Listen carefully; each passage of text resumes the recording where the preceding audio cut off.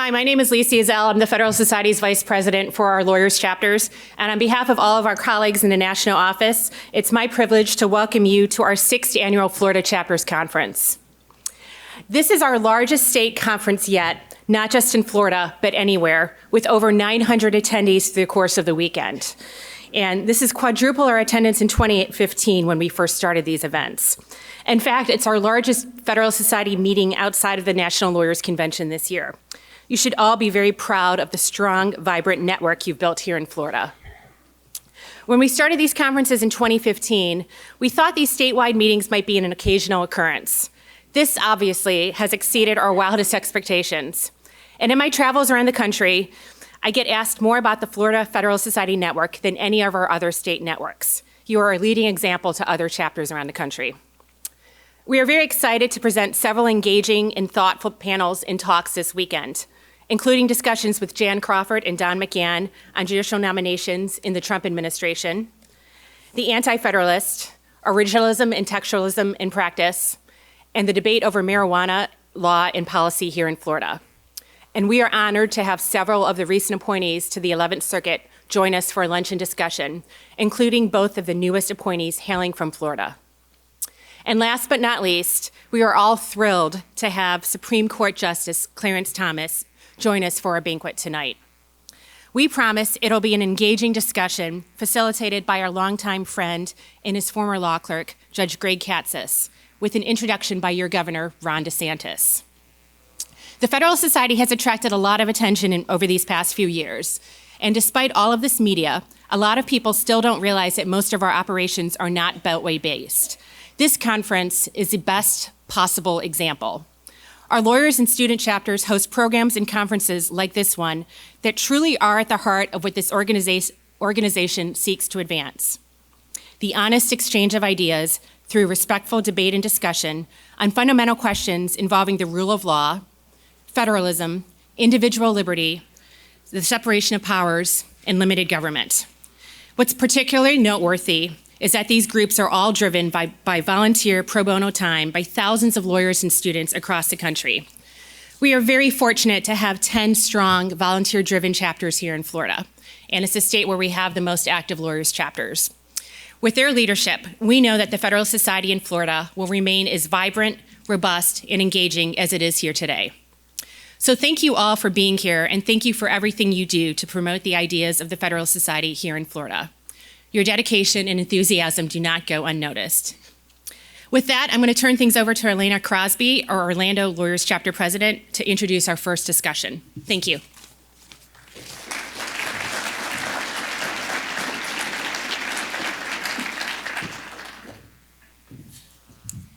Good afternoon. Good afternoon and welcome. It is my distinct honor to introduce these two next speakers. I'm going to start with Don McGahn. Prior to rejoining Jones Day in 2019, Don served as counsel to the President of the United States, advising Donald J. Trump on all legal issues concerning the President and his administration. Don also managed the judicial selection process for the President.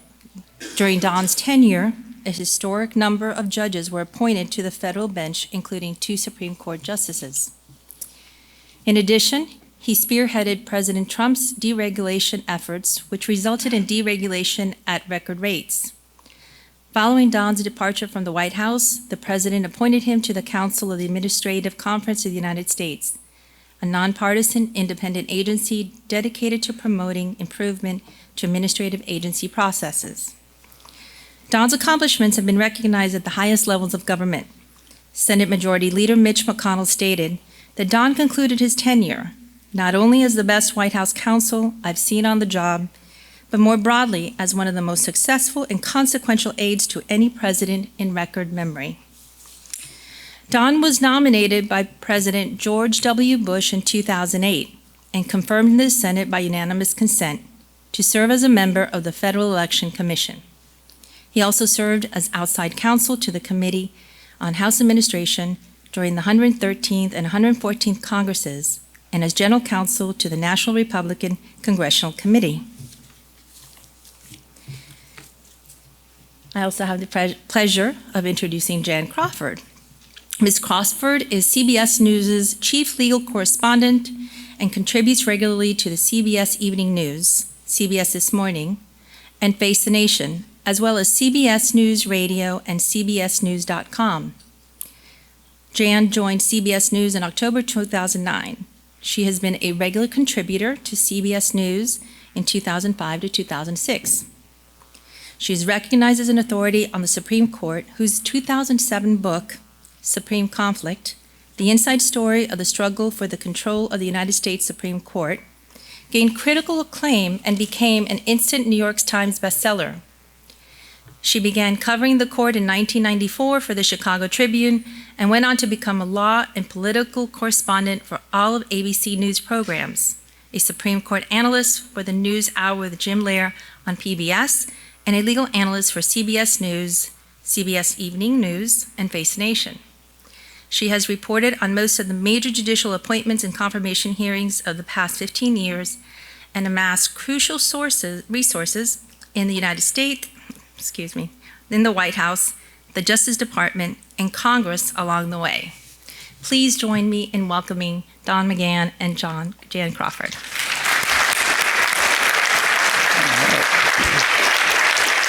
Just quite a stroll. Yeah, it's good.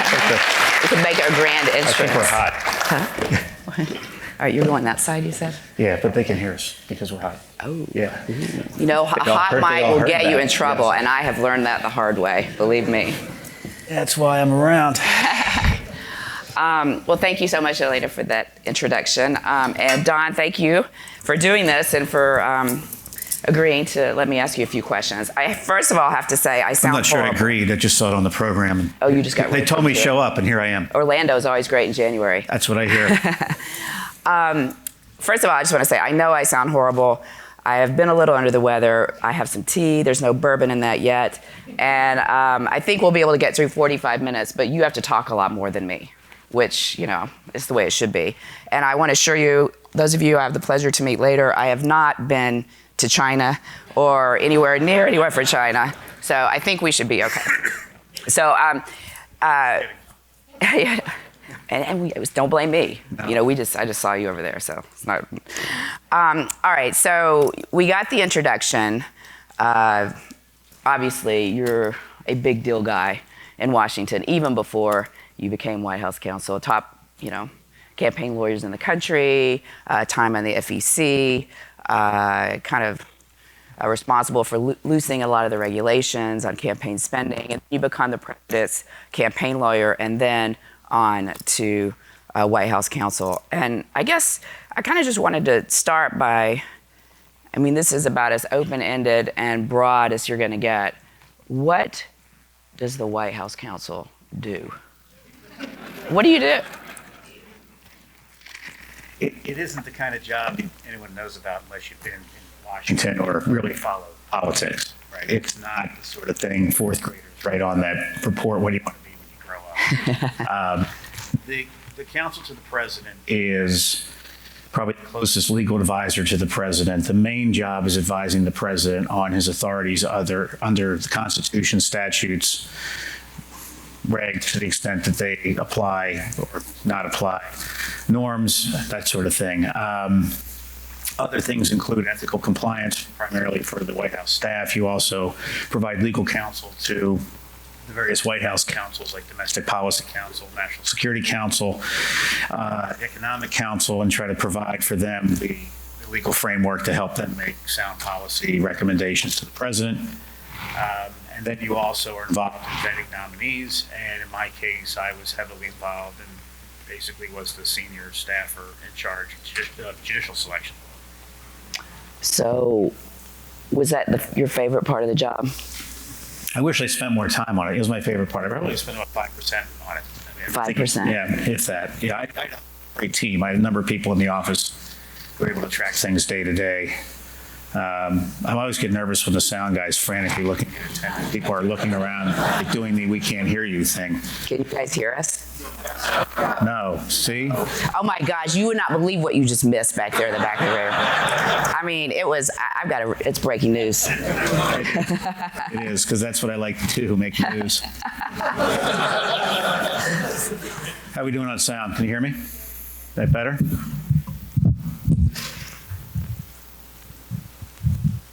You just moved the lavalier up. Now we go with the okay. The other one's working. Okay, what? You tell me, is it working? Use this, is that better? Okay. Maybe you should like kind of walk around while you're... That's where this is headed. Just kind of stroll through the crowd. All right, so Don was saying I was asking, like, what do you do as White House counsel? And he had... I'll blow through it again. Yeah, so the counsel to the president advises the president on his authorities under the Constitution, statutes, other applicable rules and regulations. We also provide legal advice to the staff when it comes to making policy recommendations. The Domestic Policy Council, National Security Council, the Economic Council. There's all these councils in the White House and on the campus. We provide legal support for them so that they kind of make sound policy decisions that are lawful, hopefully. We also are involved in ethical compliance, personal financial disclosures, and fascinating stuff like that. And also vet nominees that have to go through the Senate. And in my case, as counsel, I was the one who, for the president, ran the judicial selection process. Now, you said that was probably your most favorite part of the job. Probably. I only spent about 5% of my time on it, but it was certainly something that I wanted to do going in, and definitely tried to put our best effort into it. What was your least favorite? The rest of it. It's not an easy job in ordinary times. It's a unique job. There's only one president at a time, and there's only one counsel to the president. So it's not the sort of job where you walk in and there's an instruction manual on the shelf that says, here's how you do this or here's how you do that. You have to dig into precedent. A lot of the precedent is not judicial precedent. It's precedent within the executive branch or among the legislative and executive branches. And intellectually, the rest of the job was fascinating. The idea you have to go back and look at what Thomas Jefferson did in a particular situation to try to see if you can justify a particular course of action is something that is a once-in-a-lifetime opportunity. It's not a job where people have lasted a long time. The average shelf life is maybe 13 months. So I made it almost 2 years. So I actually was one of the longer serving. If you take out Fred Fielding, who served as counsel to the president for 6 years under Reagan, that really drops the monthly total significantly lower. So had you planned to leave after a couple years? That was a thought going in. You never planned to leave. Because the circumstances of how you left made it, at least some in the media suggested. Well, the media suggests a lot of things. So that's what they do. All these jobs are not lifetime jobs. They're all jobs that remind me of a consultant that I used to work with, kind of an older, crusty guy. No longer does campaigns, but he said, you take any of these jobs in Washington, your mail's able to occupant, right? People come to you and they say you're great, all of a sudden, and they still don't like you. You're the same person you were the day before. And those people that say you're great won't be there the day you get off the job. So I went in as someone who had been in Washington his whole career, had been in the government before, had been around Capitol Hill quite a bit, and knew that you're only going to be there for a certain period of time, and you give it your best shot while you're there. And when it's time to go, it's time to go. And kind of the first 2 years is usually the first breaking point, and I decided that was probably the best time to go back and see the sun once in a while. When you decided to take the job, was there any former occupant of the office, previous White House counsel, that you kind of admired or you kind of saw as a model? Yes. I mean, you mentioned Fielding, but Fielding, I called him White House Counsel Emeritus. Mm-hmm. Fred was very, very helpful, both in my thinking on how to stand up the office and how to do the job, and just on the job. He would always pick up the phone when I called, regardless of what time of day it was or what day of the week it was. Boyden Gray was great. He gave me a lot of his time helping me think through how to do it. A.B. Culverhouse was wonderful as well. Bob Bauer, who served as, Bob loves when I mention his name, he served as Obama's White House counsel for a period of time. I've known Bob a long time. We've been sort of equal, opposite polar forces in campaigns and elections for a long time. So he gave me some very interesting insights. Harriet Myers came up and gave me some of her time, which was very nice. And then there were others, both sides of the aisle, either on the phone or email. So I tried to reach out and get a sense of what went well for people and what didn't work out for people. I tried to take the best and try to avoid the worst.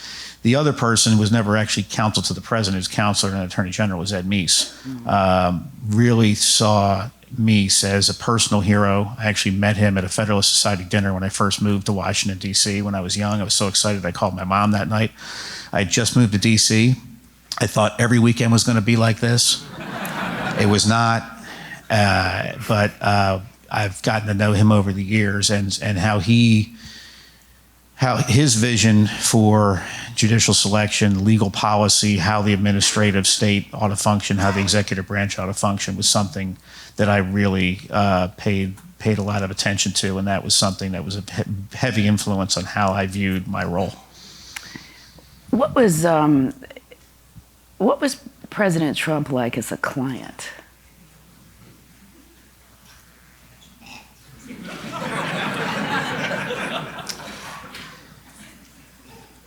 One of the, I've represented a lot of politicians. Mm-hmm.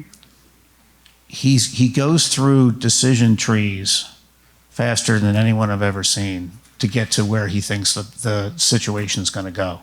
And he has an uncanny knack of actually getting it right. And there's times where I would think, this is just not going to work. And other people would say, there's no way this is going to work. And it turns out he was right. So he has an entirely different way of thinking than the typical politician, which is probably why he got elected. And he's not a corporate CEO, board of directors kind of businessman. He's his own thing. And we got along great in the campaign. We got along pretty good in the White House. We had a very candid relationship, a unique relationship, I think, among the staff. But he thinks differently than anybody else I've represented. And it was really fascinating to watch him in action and then try to do a mixture of keeping up, try to stay one step ahead, try to give him the information he needs to assess the situation. He's not the kind of client where you can go in and say, here's how it's going to be. He's never lived his life that way. That's not how he's been successful. You have to give him information and then he has to mull it over and he discusses things in his own way. He's not one of these guys who goes from point A to point B to point C. He has a different way of thinking, and it's really a fascinating thing to see up close and personal. When you say he can go through a decision tree quicker than anyone you've seen, and he thinks differently, approaches things differently, is that one reason why, and I know there are a lot of reasons why, people get things about Trump so wrong? I mean, when you see some of the reports, and certainly in my business, and I mean, I'll be the first to say that we get a lot wrong, that he doesn't pay attention, he doesn't know what he's doing. I mean, what do people get wrong about Donald Trump? If I had $1 for every time someone said, this isn't how we did it in the Bush White House, I'd be taking you all to Epcot tomorrow with all those dollars. To try to judge him based upon pre-existing assumptions of how the president is supposed to function on a day-to-day basis is just not right. I mean, it just doesn't make any sense. The president has his authority under the Constitution. Congress occasionally tries to rein it in via statute. Executive branch likes to think that acknowledges a power. Legislative branch thinks that they're granting a power. That's a whole other discussion. There might be a panel on that later. Who knows? But he is constantly judged against sort of a fake metric based upon kind of a ruling class beltway sort of version of how it ought to be. And a lot of the news that you see is really these process stories about, oh my God, you know, this wouldn't, Obama didn't do it this way. Mm-hmm. He kind of ran on not doing it that way, right? I mean, people knew what they were going to get. And it's amazing how what he's done as president is remarkably similar to what he said on the campaign trail. It's not his fault that the chattering class didn't listen. Mm-hmm. Or didn't believe him. Or just assumed this was never going to work out. But it did, and he actually is doing the things he said he was going to do. And, you know, he has a certain way of doing it, and if he does it his way, things tend to work out. Other people want to do it a different way. That gives fodder for the media to sort of judge him on these fake standards that really have nothing to do with whether he's achieving results or not. What do you think it's like in your office, in your former office now? I mean, when you think about all that you had on your plate, your favorite part of your job, 5% was on judges, and you could say that's why, you know, McConnell says you're the most consequential, successful aide in modern political history. Yeah, he's got the Blarney. He's got, a fellow mix. We'll get to that in a minute. Not the Blarney, but, you know. I mean, what do you think that it's like now? I mean, all of that you had on your plate, plus now they're essentially having like a white collar defense bar. Yeah, look, I'm not there. I don't know. We had an oversight team. We actually, even with Republican control, still had letters and things to respond to. There were other things going on when I was there that have sort of concluded, but always seemed to linger. I think their focus is on the impeachment thing, obviously, mm-hmm. right? You see them on TV. Pat Cipollone's there, Mike Papora's there, Pat Philbin's there. You know, Pat's put together a real good core team there. Mm-hmm. Papora, I know him; he's a star. Philbin, I know him; he's a star. And Pat's a very real lawyer. So my guess is they still have a other part of the office continuing to move the other parts of the president's agenda forward. And that's really the key. When something goes wrong, it can't be just that to the exclusion of everything else. You have to keep other things moving. I just saw the other day OMB's announcing that they're going to do a review of enforcement procedures throughout the executive branch, which is great. That shows they're keeping their eye on the prize. They're still focused on kind of regulatory reform.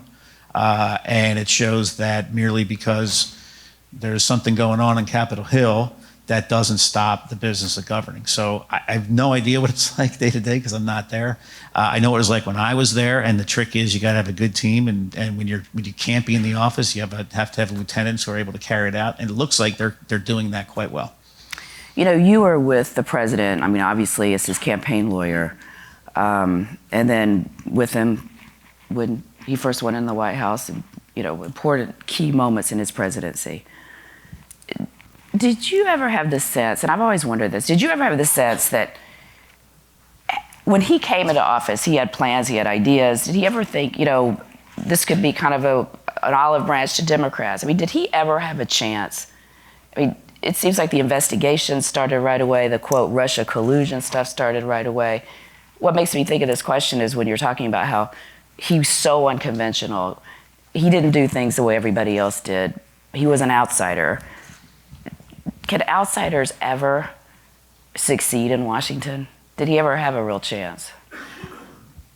I reject the premise of the question if you're just suggesting he hasn't succeeded. Well, okay, he's right now. Let me then rephrase that. Can outsiders?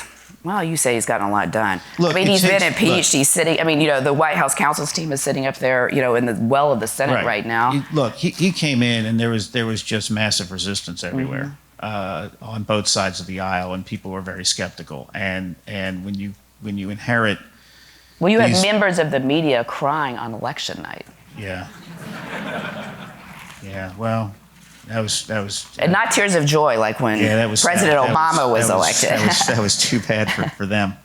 But I'm just thinking when you think about the scope of the resistance, and obviously when you see some of the former, you know, President Obama's former advisors who've now, you know, become regular commentators on cable news. Mm-hmm. Yeah.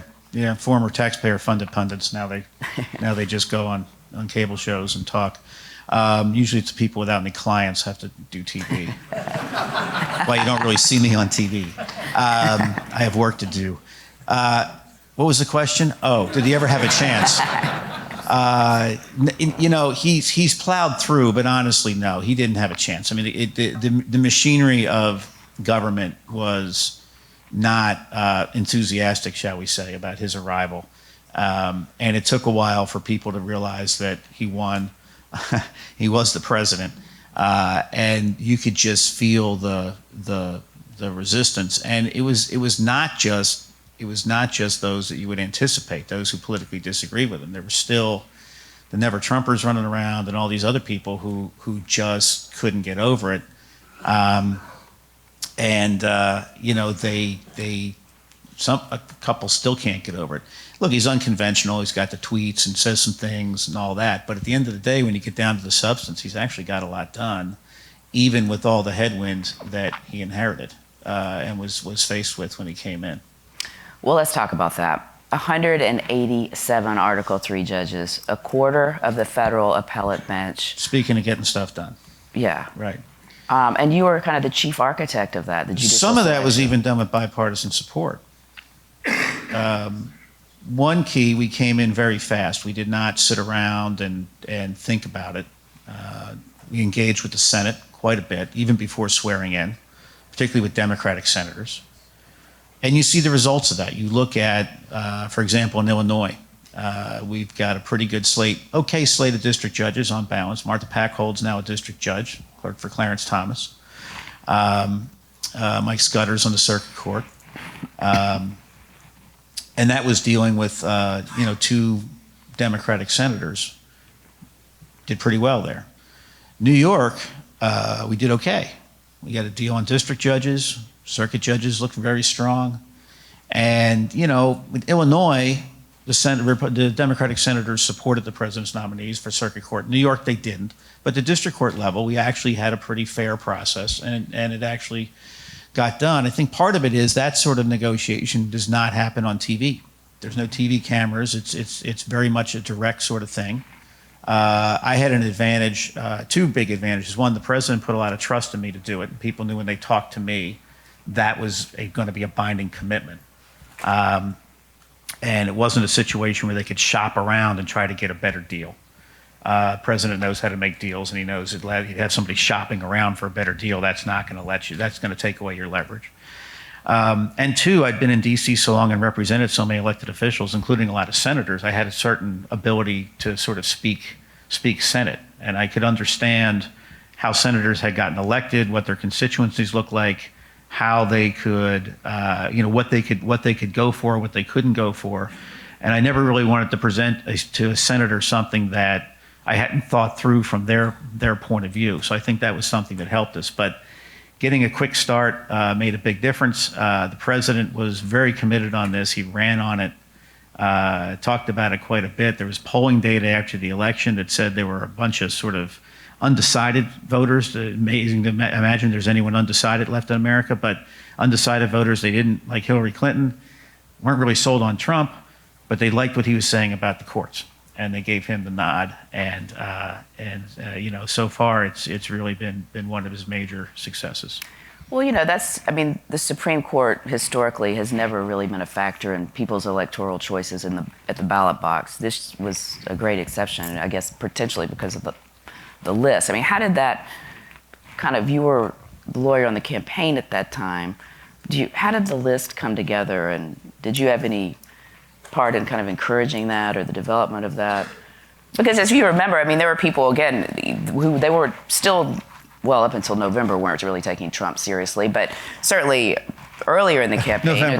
November of which year? Right, yeah.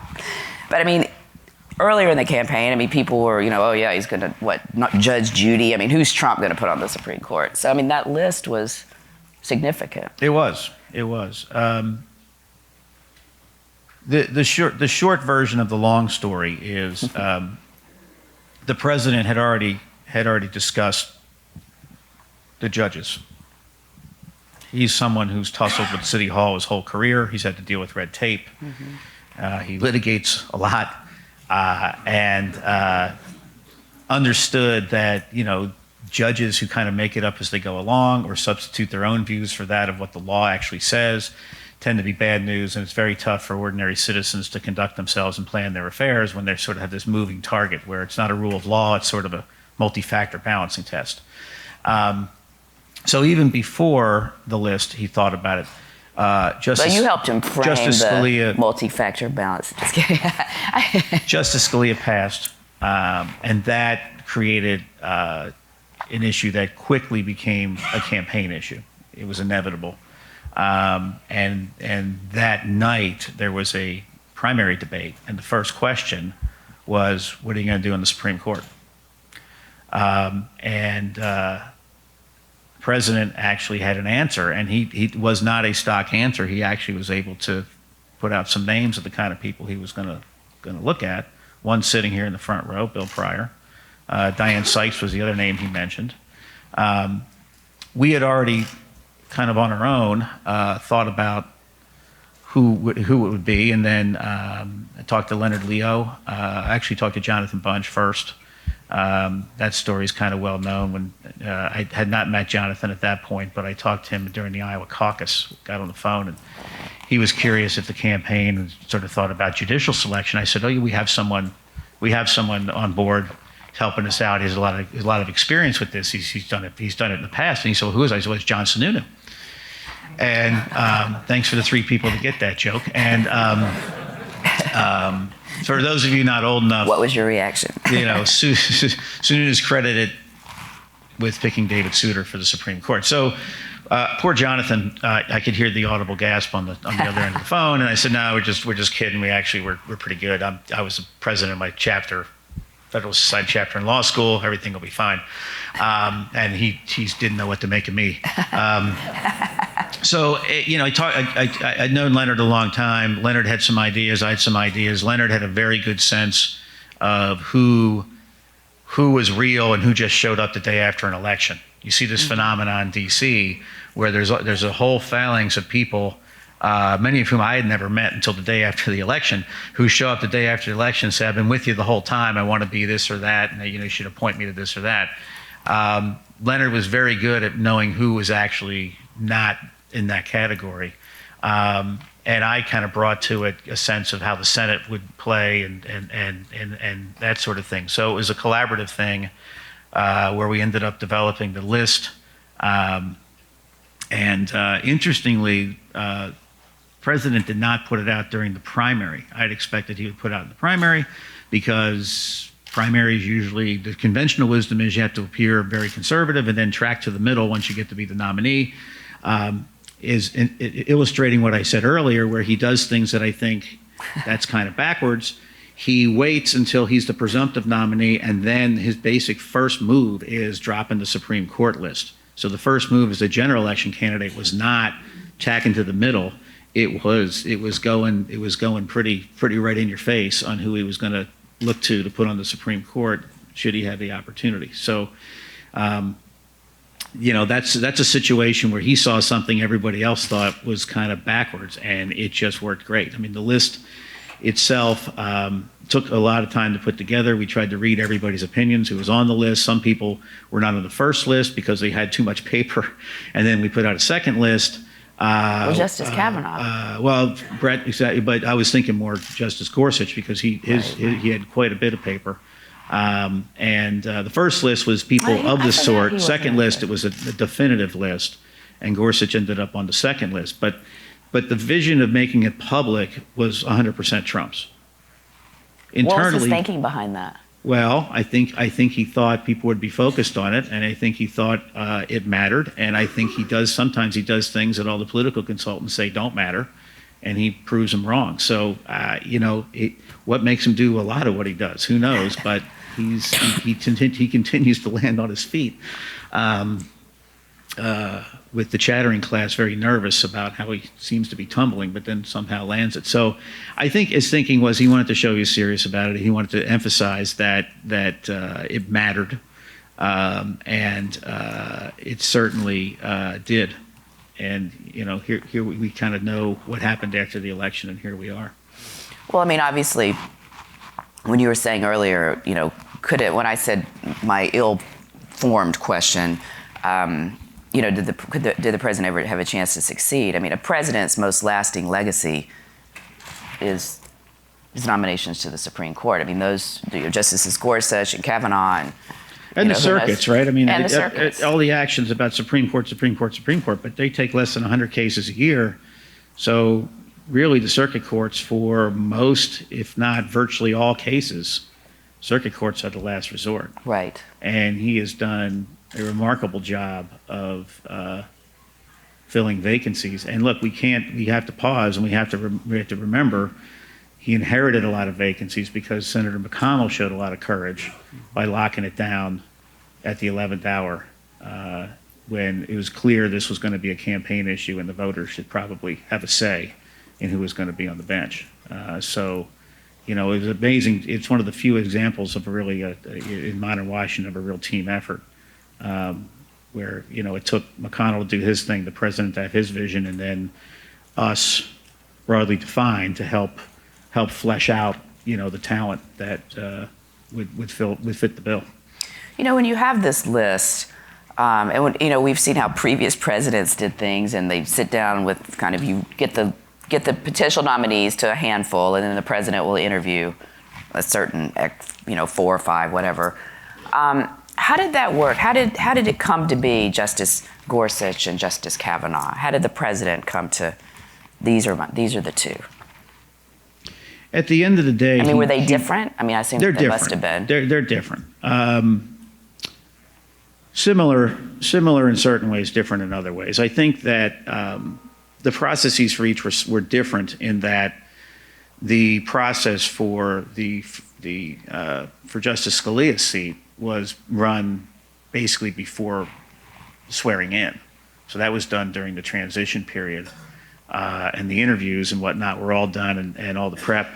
The president inherited a vacancy on day one, and a week later rolled out a nominee.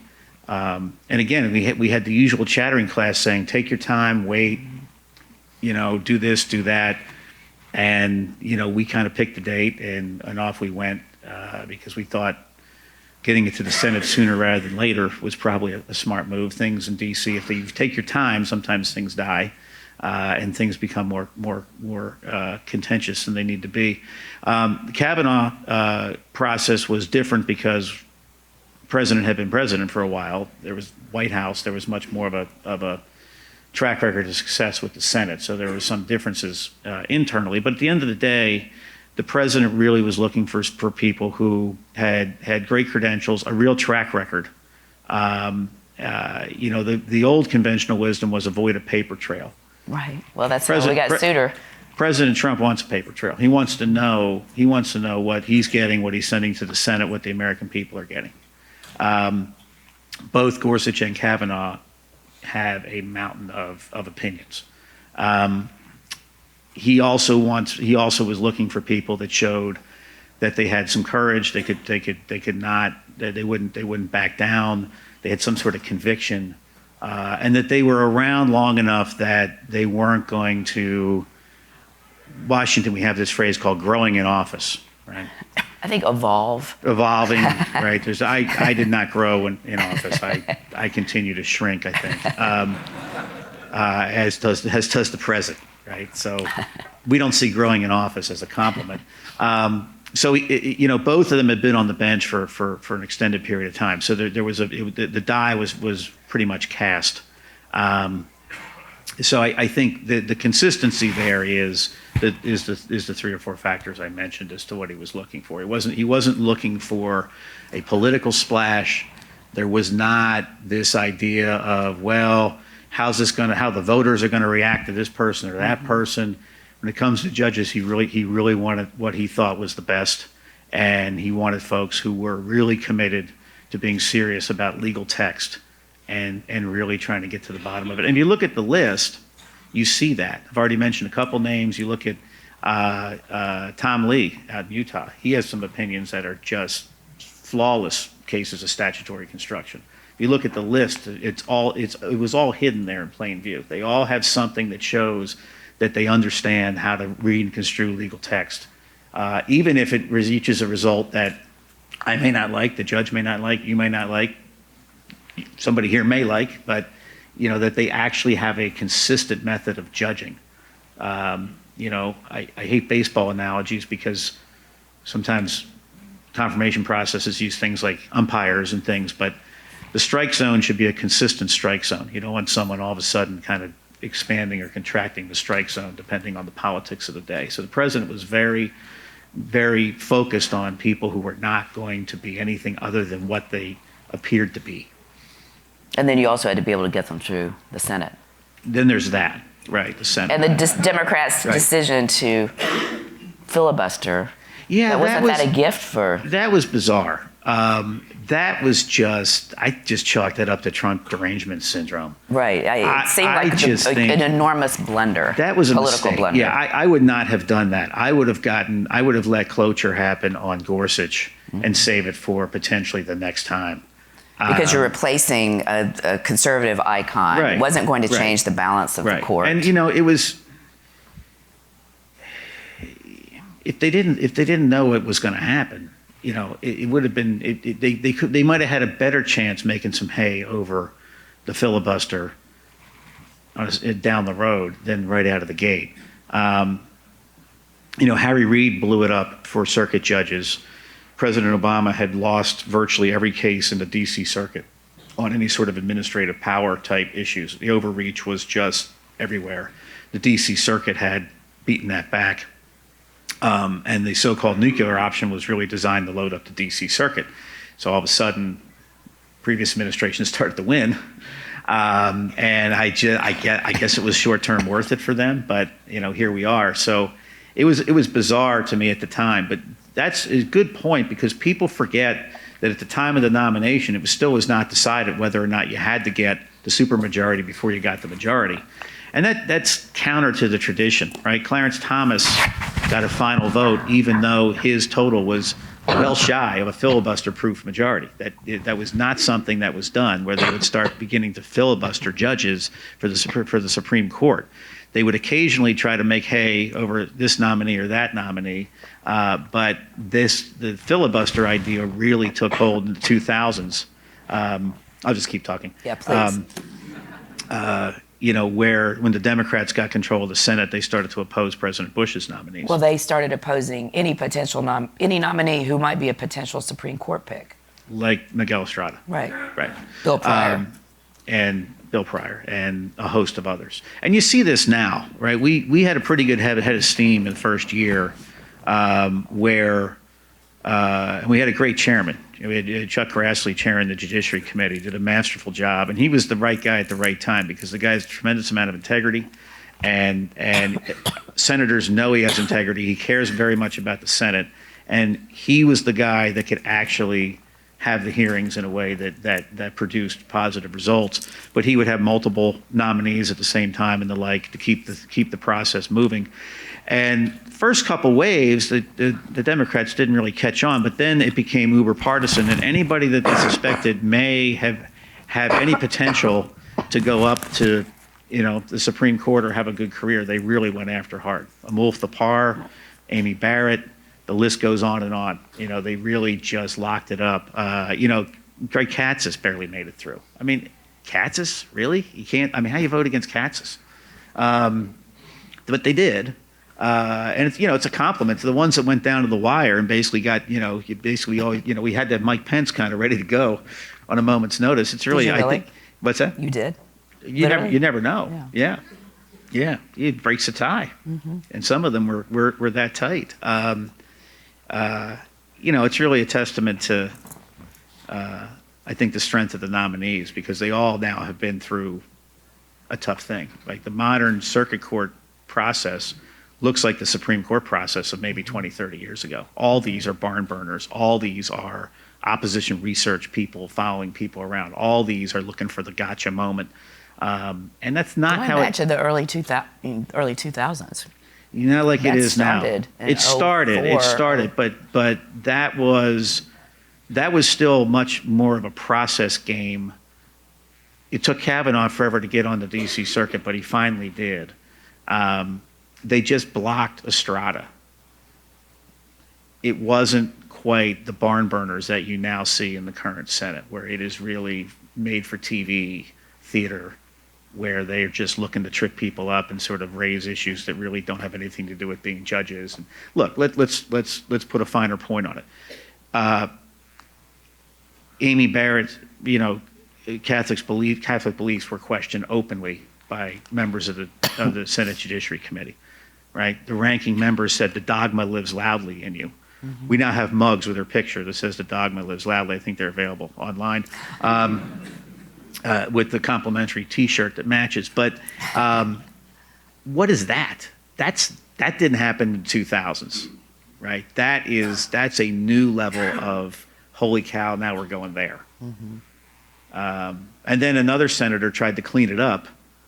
I think he thought he was trying to clean it up. He made it worse. Asked if she was an Orthodox Catholic or what kind of Catholic she was. Really? That's what we're asking about? I mean, wow, that's getting kind of personal. And you see this nominee after nominee, and the folks that go through this, I always say, I went through the Senate once, never again. And for those who are willing to put their hat in the ring, go through the background check, and go through the Senate process, we owe them all a debt of gratitude, because it's not easy on them, not easy on their families, not easy on their kids, and it's not easy on their parents. I remember when I went through my background check for the FEC, the FBI agent called my parents, and I did not read them in on the fact that I was going through a background check. So, my dad gets on the phone, the FBI, I want to ask you about your son. Well, so I made sure I told nominees, you should let people know the FBI is going to be calling around because, people get a little spooked. So it's not an easy thing to do, but it's really become hyper-partisan and really has become kind of nasty, and it's not the way it's always been. Steve Breyer got through on the First Circuit. He was nominated after Reagan was elected and confirmed before Reagan took office. Now I'm not saying that we should do that. That's sort of the other extreme. But it wasn't long ago where, at least for circuit judges, for the most part, the Senate could kind of say, yeah, they're qualified, they should be judges. Not our choice, president's choice, but they should at least have a hearing and go on the bench. Now everything is just uber hardline, burn down the place. Did the president ever consider withdrawing Cavanaugh's nomination? No. Now, there were articles the morning of what I call Cavanaugh 2, where there were people, White House staff, leaking and things saying that they were, Plan B. And I thought that's odd, because the White House, the part that's doing it is on Capitol Hill, and we're not doing any of that. So no, look, that's the thing about President Trump. Other people probably would have thought about it. They might even have gotten close to doing it and saying, oh, this is going to be tricky. Once he makes up his mind, he makes up his mind, and he never had any doubt. He stuck with it. Well, what's the lesson of that confirmation battle? History will teach what the lesson is. The future will show the lesson. Is this the new norm? Is this how it's always going to be? Could be. It could be. And what is that? Better lessons are, if you believe in something and you stick with it, you can still get it done. You shouldn't cut and run and hide. But my fear is that the confirmation process will continue down this path of hyper-partisanship, where the questions in the hearings oftentimes are not questions, or speeches, sort of a question marks at the end, not really designed to make the nominee look qualified or otherwise reasonable, but designed merely to get a soundbite on TV. Well, no, but that's been long part of the process. That's been long. That's the U.S. Senate. Not forever. No. I disagree. Watch the film of Bork. Watch the film of Thomas. Okay. The hearing set up. You had the senators at a table at a normal height. You had the nominee maybe from me to halfway between me and you in the front row at a table of the same height. You did not have this big table and 5,000 cameras rolling around at the nominee's feet the whole time, and a dais that's like up here, and all this boomy room, and the protesters screaming and all this kind of stuff. Hasn't been like it is now. It's different now. It's much more a production. Now, the flip side is, I wish the American people could be privy a little bit more. I don't think they can because it would hurt the candor. But the discussions the nominees have with actual senators. The senators, for the most part, come in prepared, substantive questions. It's cordial, even if they disagree, and you know that particular senator is never going to vote for the nominee. Everyone's nice to each other. They all shake hands. There's substantive questions. There's thoughtful exchange. And for the most part, those do not leak. There have been a couple instances lately where people have run out and tried to put words in a nominee's mouth. You saw that with Gorsuch, right? Well, yeah, Blumenthal did that. Yeah. Right. And that caused a little bit of a ruckus. I was in the meeting, so I know what was said. But those meetings are fascinating. Watching someone like Susan Collins go through judicial records. I mean, she knows her stuff. She comes in prepared. You have to be ready to go for Collins. Other senators are a little lighter, but they tend to be varying degrees of substance, and some of them are quite substantive, but it's not the sort of thing that would ever really play in a hearing that is more designed for the theatrics. And it's not the theatrics just didn't happen yesterday or last year. It's been a gradual movement that direction. And it's been hyped up. Well, certainly by the time we got to Roberts and Alito. Yes. I mean, you didn't have the protesters in those hearings like you do now. It changed in the 90s. The 90s sort of is when it kind of drifted into more of a show. Ginsburg and Breyer hearings were everyone, I think, kind of knew the result going in, and that became more of a made-for-TV production. And particularly Alito's hearing got nasty, unnecessarily so. And that's another brilliant guy. I mean, you're really going to come after Alito? Yeah, I guess they tried. They tried. I mean, ironically, Feingold was the guy trying to filibuster. And there were TV ads run in his state saying, don't filibuster Alito. And those ads were banned under McCain-Feingold. So his law banned those ads because they referenced Feingold, who happened to be a candidate within a certain time period. And then the Wisconsin Right to Life folks who were trying to run the ads sued. And that became Wisconsin Right to Life versus FEC. So that's actually about Feingold's law banning ads talking about Feingold trying to filibuster Alito, who then got on the court and sort of succeeded O'Connor, who, if you kind of do the campaign finance reform worldview, that's the swing vote on it. So there you go. All roads lead to campaign finance. Well, and let's go to that point. I mean, this is obviously, now I'm going to have time for one question on the administrative state. But how did your time, what influenced your outlook on that? Was it your time at the FEC? I mean, that was a big part of it. I defended a lot of people in front of administrative agencies, oftentimes in the areas of political speech. And it seemed like the game was rigged. It seemed like you go to these agencies and the staff would make their recommendations. They usually didn't have an opportunity to brief the matter to the actual decision maker that was appointed by the president and confirmed by the Senate to make these decisions. Oftentimes these decisions were rubber stamped, and when they go to court, you get deference. The government would get deference. So the tie would go to the friendly regulator, not the private citizen. It just really kind of wore me down. And it just seemed manifestly unfair. Some of this started to change. The 2000s, the D.C. Circuit started to take chunks out of this. Cavanaugh, in a large part, was the architect of much of that. Then the D.C. Circuit kind of didn't do that anymore.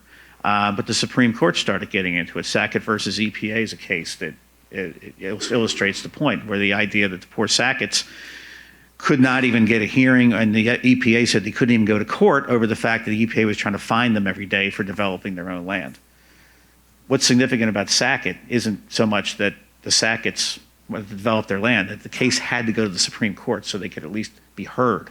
One would think would be kind of a basic you would think that would be kind of basic due process, yeah. Right? But it apparently was not in the world of the administrative state. My view had become that the bureaucracy had become its own branch of the government. It was extra constitutional. It didn't really fit into the idea of separation of powers. They were one part legislative policymakers, one part enforcement, one part judge, and then you never really had a chance to have a separate kind of day. And that's still the case, unfortunately. FTC is still this way. And that's an area where Democrats and Republicans can kind of come together on, it seems. Sometimes they can. They should. The FTC, the antitrust, DOJ does some, the FTC does some. There's some kind of agreement. If you actually really get into the weeds, it doesn't really seem like it's a bright line kind of process. It seems like you kind of get the lucky draw. And if you get the lucky draw and you go to the Department of Justice, I would never think I'd say that's the lucky draw, but at least you get to go to an Article III judge at some point and try your case. You go to the FTC, you end up in front of their ALJ system, the staff recommendation becomes the governing norm. And if you actually research it, that once the staff kind of recommends, the commission always backs up the staff. Isn't it like 100%? It's like 100% over 25 years. So that should tell you. And that should tell you. And there's actually somebody is now sued on this, a company called Axon. They make the tasers. They've sued. They tried to acquire a small company. The FTC said no. Setting the merits of that aside, the FTC then tried to say they have to not only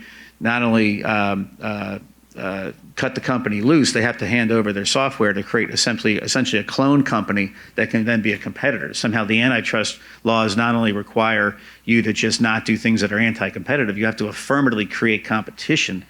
And it's all done in this bureaucratic morass of the administrative state. And now they've gone to court, and there's been a little bit of ink on this case, but this is the kind of case that some of us here probably should pay attention to, because it really gets at the heart of the idea that first you have an equal protection problem because you have DOJ versus FTC, and whichever coin flip you win or lose, you can get an entirely different result. And then you have a due process problem because the government always wins. And then whatever merits there are or lack thereof to the FTC's case is going to be its own thing on the merits. So that's an example of that. Another thing that coming out of political law, I run into this, and nobody likes robocalls. Let me begin with that. But for political speech, it's a good way to get your message out and make sure people go to vote. The Telephone Protection Act, Consumer Protection Act, TCPA, for years the FCC had read this way broad. 11th Circuit just finally said they're flat wrong. Bill Pryor was on the panel. Judge Sutton wrote the opinion, masterpiece. You should read this case. It just came down. Another case out of the Fourth Circuit's going to the Supreme Court on it. It's an example of agencies reading statutes and getting so far away from statutory text, people forget to even look at the statute, and then courts kind of defer. And then next thing you know, you have a whole cottage industry of regulatory stuff that really has no basis in anything that an elected official ever agreed on. Well, unfortunately, I've gotten the You're getting the time? Yeah. Okay. So I guess we're going to have to end it there. Can I just ask him one final question? We're getting a look of judgment, but I'll keep it tight. I'll be really quick. Well, when I was getting ready to have this conversation with you, I always love to go back and read what people wrote, for 3 years, during the campaign.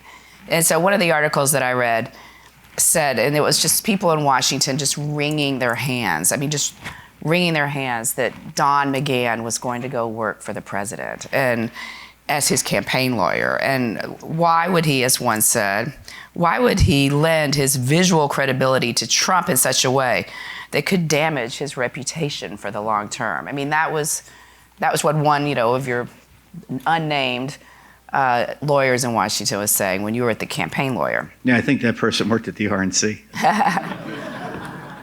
Wait, I guess if you could just say the final thought. That wasn't a joke. Joke's on him.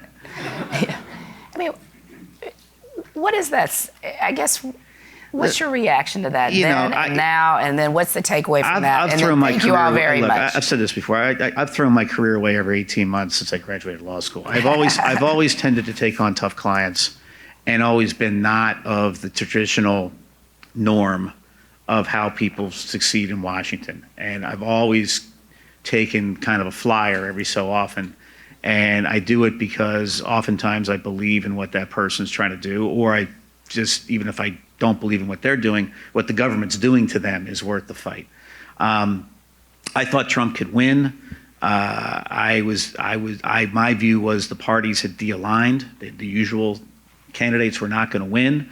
After getting to know Mr. Trump, he had some ideas and sort of a different view that I thought, if presented, would actually resonate with enough people to get the job done.